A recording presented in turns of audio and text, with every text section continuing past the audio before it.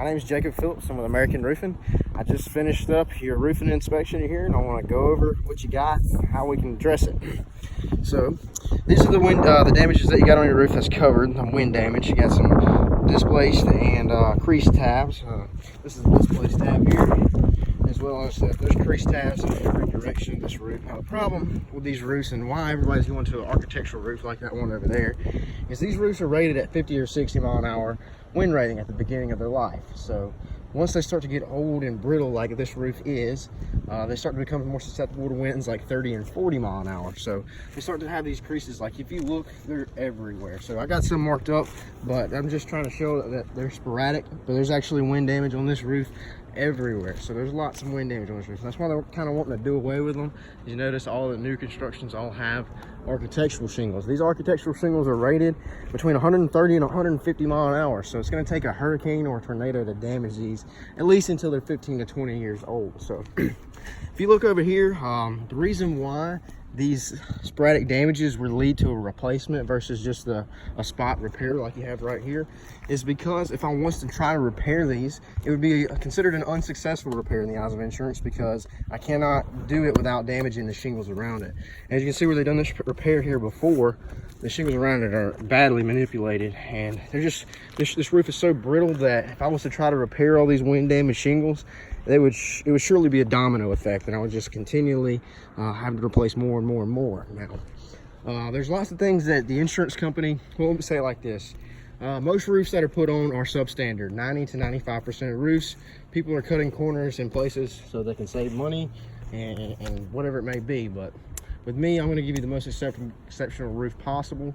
And the problem with this is most insurance companies, they're used to contractors giving people substandard roofs, so they're used to paying out for substandard roofs. So they're going to leave a lot of things out of their initial settlement. However, I will help you get paid correctly for the job, so you don't have to worry about any corners being cut anywhere. So things that are specific to your house, you have lead pipe jacks over there. Insurance companies, most of the time they just put in for a regular pipe jack, which is a neoprene pipe jack like those ones over there, if you can see. There's a $30 or $40 difference in those, and these last longer, so you're going to want to go back with those. So we'll make sure you get those.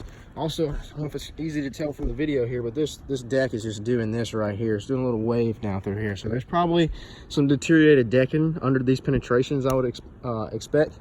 Now, insurance companies, they like to say that we don't cover deteriorated decking, and that's, if you call in a claim based off just deteriorated decking, they would be able to deny that.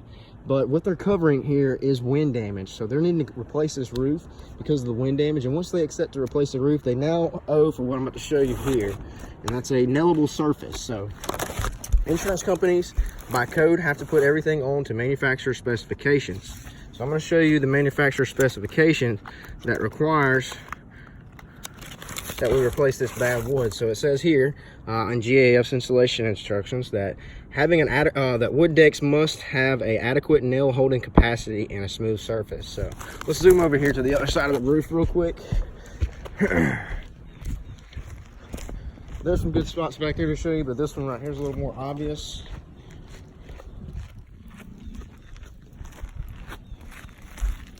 There's a good dip in the wood right there. That's definitely going to be a piece of wood that's going to have to be replaced right there. Now, like I said, most insurance companies try to avoid paying for this because it's in the policy, deterioration, long-term damage is denied. However, wind damage is approved or is covered. So therefore, once they cover this wind damage, they now owe to put things onto code and to manufacturer specifications, which manufacturer specifications requires a nail holding surface.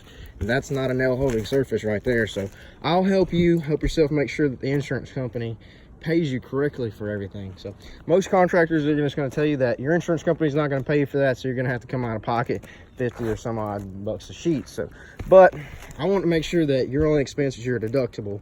But if you have a ACV policy, your expense will exceed your deductible. You will have to cover the deductible and the depreciation of the loss, because they do not give that back. So if you have an RCV policy, though, the depreciation is recoverable. Therefore, you will get the full amount for this loss, and your only expense will be a deductible. As far as the shingles being susceptible to wind and everything, we are going to be going back with an architectural shingle. We use Owens Corning's products. I'll talk to you about that when we get on the ground. Let's talk a little bit more about your roof that's specific. You got a rain diverter over there that needs to be replaced. Let me show you a little bit of item about replacing those. So it says right here in manufacturing installation instructions that exposed metal, you're supposed to paint all the exposed metal. It also says in IRC code that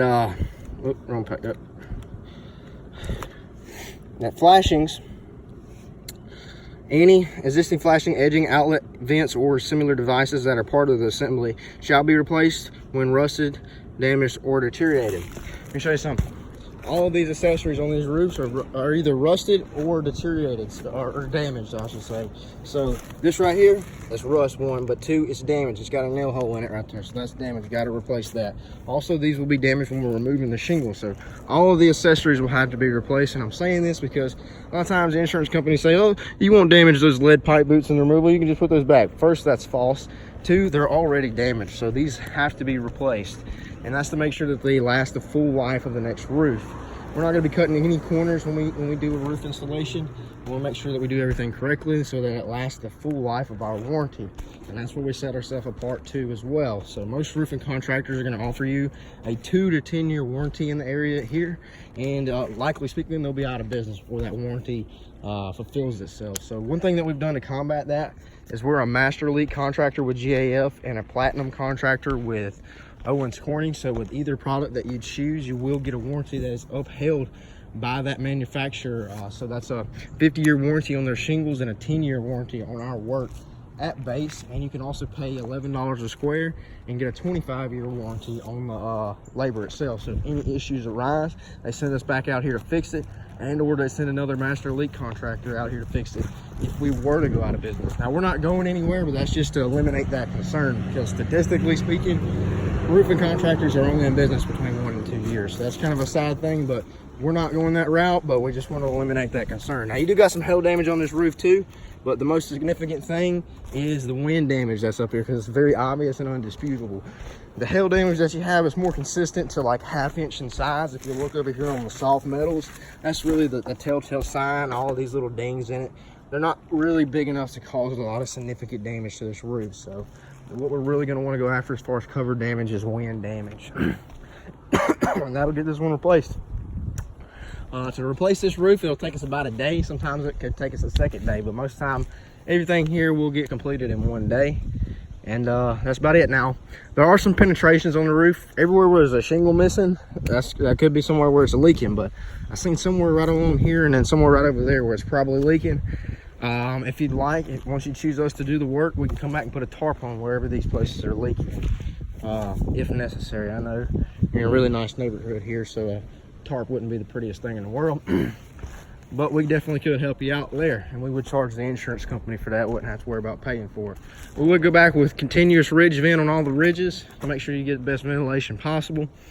All the accessories get replaced. The gutters get cleaned out when we go. Those down there are clogged up. Gutters will get cleaned out. That's pretty much it. If you want to move forward with things, give me a call. We do need to file this claim.